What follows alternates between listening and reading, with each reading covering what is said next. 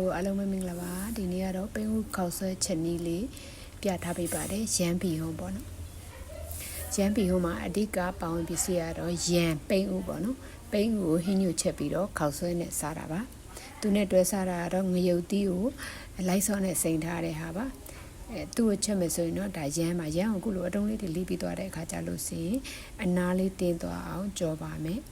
အရင်ချက်ဆရာမလို့ပါဘူးခုလိုအနားလေးတင်းအောင်ကြော်ပြီးသွားတဲ့ခါကျရင်သူ့ကိုရေစုအိုးတဲ့ကိုထည့်ပြီးတော့ပြုတ်ပါမယ်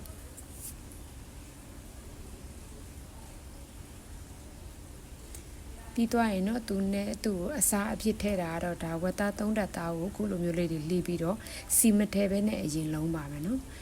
ဝက်သားနေရာမှာကြက်သားကြိုက်ရင်လည်းကြက်သားကိုပဲထည့်ချက်လို့ရပါတယ်သူ့ကိုစီမထဲပဲနဲ့ရေစစ်သွားအောင်အရင်လုံးပါမယ်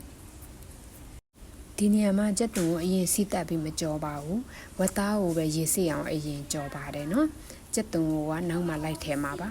ပြီးရင်တော့ခုချိန်မှာအရသာအနေနဲ့ကိုထည့်ခြင်းတဲ့အရသာကိုထည့်လို့ရပါတယ်အချုံမုံထည့်တဲ့ကြက်သားမုံထည့်တဲ့စားထည့်တဲ့ပေါ့နော်ကိုသုံးတဲ့အရသာကိုထည့်လို့ရပါတယ်ပြီးသွားရင်တော့စီနဲ့ငင်နဲ့ဒီမှာကြက်တုံပြူနှုံနှုံစင်ကိုများများထည့်ပါမယ်ဘာလို့ကြက်တုံပြူနောက်မှထည့်လဲဆိုတော့ကြက်တုံပြူတွေချစ်သွားမှာဆိုလို့ဝက်သားကိုလည်းအရန်စီတက်နာစေခြင်းလို့ပေါ့နော်အခုလိုမျိုးကြက်တုံပြူနောက်မှလိုက်ထည့်ခြင်းအဖြစ်ဝက်သားလည်း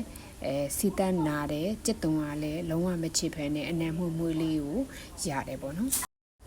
အခုလိုအနံ့လဲအရန်မွေးပြီးတော့ golden brown color ကိုပြောင်းသွားတဲ့အချိန်မှာတော့စွန်းတော့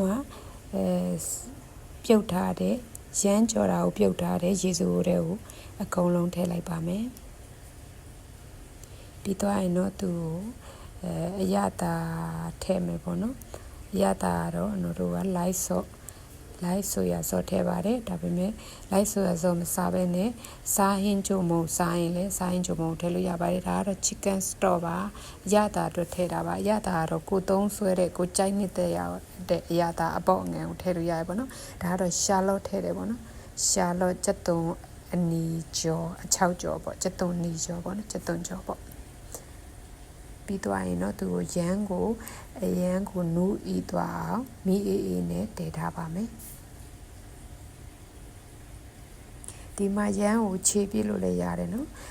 မခြေဘဲနဲ့အတုံးတိုင်းထားလို့လည်းရတယ်အနော်ကတော့တချို့တစ်ဝက်ကိုခြေထားတယ်တချို့တစ်ဝက်ကိုအတုံးတိုင်းထားတယ်ဘာလို့ဆိုတော့အတုံးအတိုင်းစားခြင်းတဲ့လူကအတုံးတိုင်းစားလို့ရတယ်ဟိုအရေးပြည့်ပြည့်နဲ့ခြေထားစားခြင်းတဲ့လူကအရေးပြည့်ပြည့်နဲ့စားလို့ရတယ်ပေါ့နော်ဒါကတော့ရမ်းဘီဟုံးပါဒီဟင်းညိုနဲ့စားဖို့အတွက်ရေစိမ်ထားတဲ့